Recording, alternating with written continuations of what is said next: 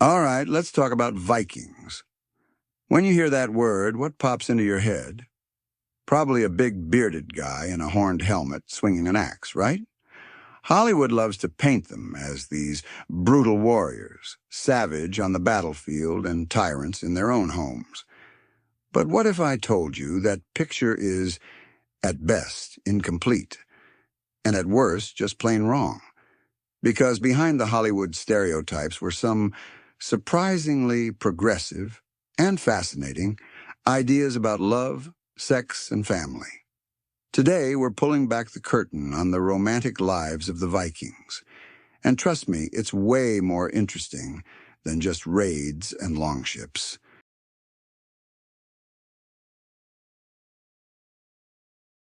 It all starts, as these things often do, with education.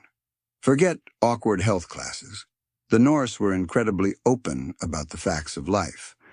From a young age, both boys and girls were taught about the bond between a man and a woman. This wasn't just some clinical biology lesson. They learned that a real partnership was built on romance and emotional connection.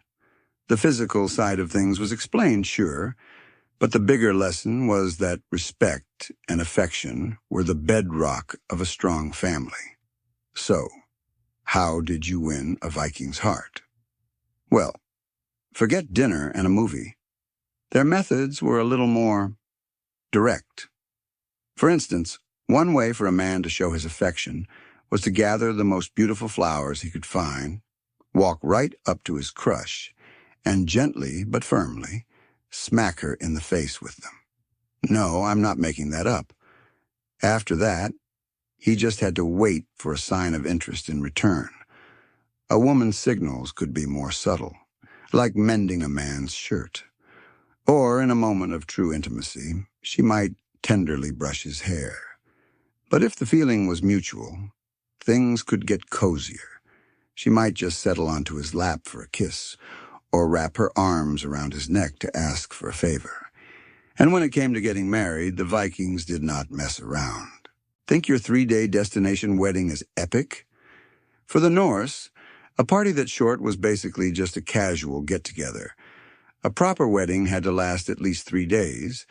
The whole affair often ended with a grand, torchlit procession leading the couple to their new home. And you were expected to stay for the whole thing.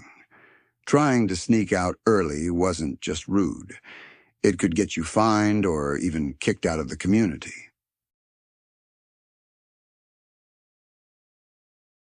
Now, here's something that might really surprise you. Viking women had a shocking amount of power and rights, especially compared to other women of their time. She was the boss of the household, managing the farm and family finances, especially when her husband was away. And the law had her back. If her husband died, she didn't just get a small portion. She inherited the entire estate. But what if things went wrong? Let's talk about divorce. A woman had the right to divorce her husband for several reasons, like abuse or neglect. But get this, one of the most striking reasons she could file for divorce was bad sex. Yep, if he wasn't satisfying her in bed, she could call it quits. This was a huge deal, and they took the process very seriously. It was a formal, multi-step procedure that started in the bedroom, moved to the doorway of the house, and ended with a public declaration in front of the whole community. For a man, being divorced for this reason was a massive dishonor. Now men could file for the same complaint against their wives, but for the woman, there was no shame attached. It was just over. Their laws also offered powerful protection against sexual assault. If a man forced himself on a woman, the community didn't just punish him. They publicly declared the victim chaste and unblemished. The violation did not stain her honor in any way, placing the blame squarely on the attacker.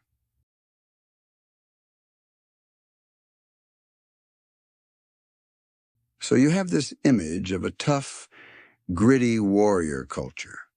But these same people used surprisingly beautiful and poetic language for intimacy. They wouldn't just talk about the physical act, they'd call it things like to rest with her, to share each other's delight, or to journey together. It speaks volumes about how they saw it, as a shared experience, not just an action. Now, this is where we see a pretty stark double standard. Let's talk about cheating. A man could have a relationship with a free woman outside his marriage, and society largely looked the other way. If they had a child, that child had a legal claim to the father's inheritance, even a claim to the throne if dad was a king. But for a married woman, the rules were completely different. Adultery was a massive taboo. If her husband caught her with another man, he had the legal right to kill them both on the spot. In their eyes, taking another man's wife was just like stealing his property. So what did Viking women find attractive? You might be surprised. They often preferred older men, much older. Why? The thinking was that an experienced man offered both pleasure in bed and security in life. There's a great saga about a Queen Ingebjorg choosing between two suitors, young Olaf and the much older Geirtrek. She chose the old guy, and her reasoning was brilliant. She said Olaf was like a tree just sprouting its spring leaves, while Geirtrek had already produced many great harvests. A young guy was a gamble. An older man was a sure thing.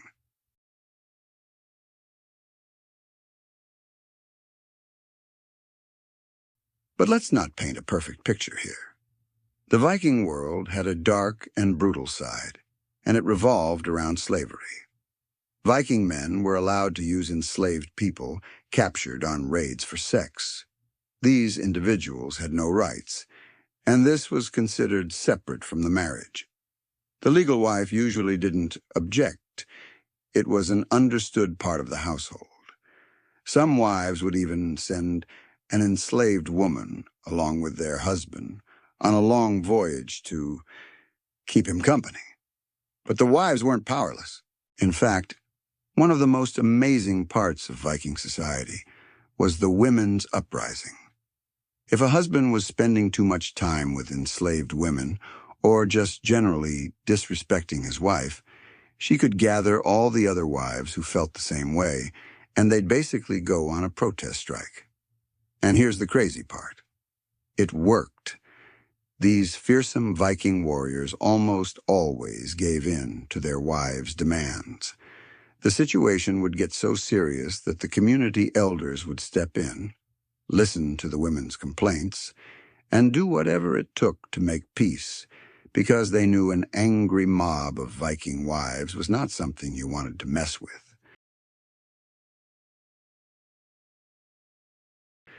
The sexual exploitation of enslaved people wasn't limited to women.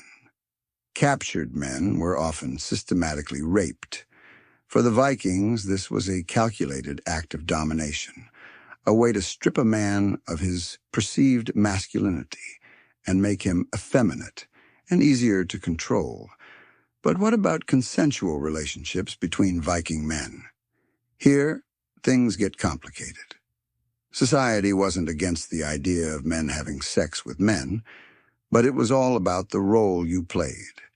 The active partner's masculinity was never in question.